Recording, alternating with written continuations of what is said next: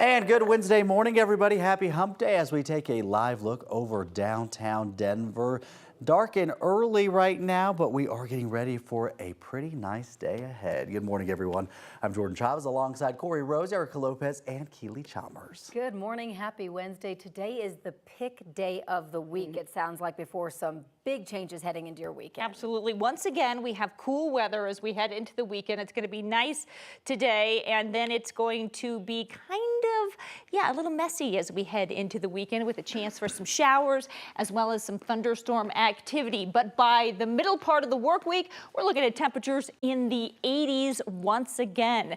So out there right now, it is quiet and it is quite mild. Temperatures right now for the most part in the 40s. We're at 35 degrees, a little bit chillier in Lyman. We're in the 30s and low 40s up there in the high country. But as we take a look at our HD Doppler radar, we did see those showers that brought us a little bit of wet weather up there to the north and around Denver yesterday, gradually pushing off to the east, and just a little bit of light snow up there in the high country right now, but we're waking up to just a few clouds out there this morning. So a chance for an afternoon shower, really just a slight chance. We're looking mainly dry for today with mostly sunny skies, making it up to about 78 degrees here in the Denver metro area. Tonight, quite mild, overnight lows dropping down into the mid 40s. Winds, not too much of an issue today. Could be a little bit breezy tonight, but tomorrow those winds certainly are going to pick up as we have a chance for some afternoon thunderstorms here in the metro area. Just a generalized storms, but you head to the north and east of the state, and that's where we get those a chance for more severe weather. We do have a warm up in our forecast. Again, we're talking low 80s in our extended. We'll talk more about that coming up in just a bit. Kelly, thank you. Right now, we want to show you what the drive looks like out here, a live look from our CDOT cameras. Right now, we're moving along nicely. 6th Avenue and Sheridan, no issues. 225 and Yosemite. Pretty dark out there, just a couple cars out here at 270 and Vasquez, and I-25 and Park Avenue not giving us any trouble. As far as what we're looking like on our map, lots and lots of green out here, still really early at 5:03 on your Wednesday. Southbound I-25 travel looking great between 144th Avenue and 76. Just under 10 minutes there, and then your travel into Commerce City on westbound 76 is in the green as well. Erica, thank you. Today, the case against a former Clare Creek County deputy accused of killing Christian Glass nearly 2 years ago could go to the jury. Both sides will make their closing arguments this morning. Lawyers for Andrew Buen have argued he was justified to break into Christian Glass's SUV because of suspicion he had been driving under the influence. Prosecutors say Glass was in a mental health crisis when he called 911. Yesterday, the defense called Caitlin Culp, one of 2 dispatchers working the case that night. Culp wasn't on the phone with Glass, but she was listening and dispatching out information about the call to officers. Court is set to reconvene at 8:30 this morning. We have a crew there. We'll bring you updates on 9news.com and 9 News Plus. Right now, students at Aurora West College Prep Academy are preparing to return to school today after someone broke in on Monday night. Aurora police say that staff found the damage around 5 yesterday morning. Our cameras could only find a broken window, but a letter to parents says that the damage was so bad inside the building they had to cancel those classes. The school finished cleaning up all the damage, and kids will go back to school today. The district attorney in Larimer County has notified attorneys in more than 50 cases that the credibility of a DNA analyst may be in question. Earlier this year, a review found Yvonne Missy Woods manipulated data in hundreds of cases when she worked at the Colorado Bureau of Investigation. She's now under investigation. But a defense team wants evidence analyzed by Missy Woods to hold. They say it could dismiss a conviction against their client. In the 1980s, Santos Romero was convicted of 2 counts of murder and conspiracy to commit sexual assault. Documents filed in November say evidence analyzed by Woods in 2022 found no male DNA on vaginal swabs. After the FBI announced an investigation into Woods, Emotion says someone reviewed her work in this case and didn't find any issues with her findings. Romero's attorneys have requested documents from the CBI to help them with the request for a new trial.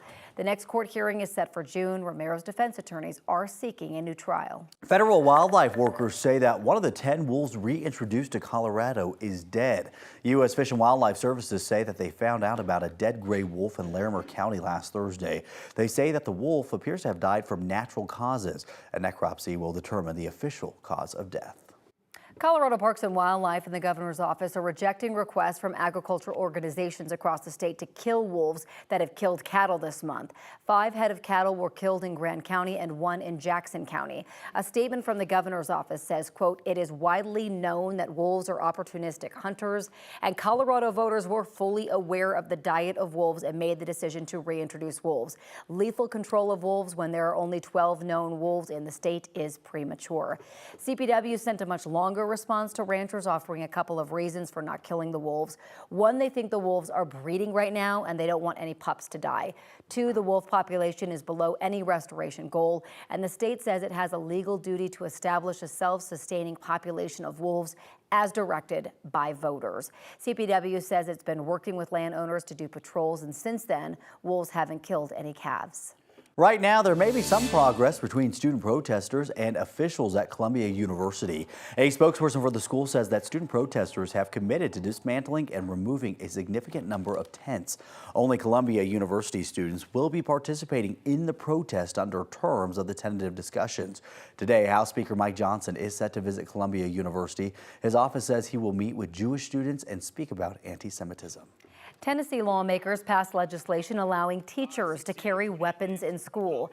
Republican Governor Bill Lee is expected to sign the measure into law. It would allow teachers and staff to carry concealed handguns on school grounds and prevent the schools from telling parents who was carrying. People who oppose the measure say it will not make schools safer. New this morning, the Senate voted overwhelmingly to pass a $95.3 billion aid package late last night. The 4 separate bills include billions of dollars for Ukraine, Taiwan, and Israel. As NBC's Bree Jackson reports, President Biden is scheduled to sign the bill today. After months of back-and-forth negotiations on Capitol Hill, Congress passed a foreign aid package that includes roughly $60 billion to help Ukraine fight off Russia's attacks. You know, it's not every day you can say you made the world truly a better place. This is an extremely important day in the history of our country and of the free world. They're all watching, waiting to see what we would do. Ukrainian President Zelensky thanked lawmakers for their bipartisan effort, posting online that the vote reinforces America's role as a beacon of democracy and the leader of the free world. The package also includes $8 billion for Taiwan and $26 billion for Israel. Its passage comes amid growing protest and concern over the country's war with Hamas. Israel did not and does not have the right to go to war against the entire Palestinian people, which is exactly what it is doing.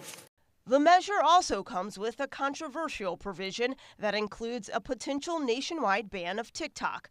There are fears that China could access the sensitive data of the app's 170 million U.S. users. I do think there is a security risk with TikTok. On the other hand, I also believe in freedom of speech and the First Amendment. Once President Biden signs the bill, TikTok's parent company ByteDance has up to a year to sell and find an American buyer. In Washington, Bree Jackson, NBC News.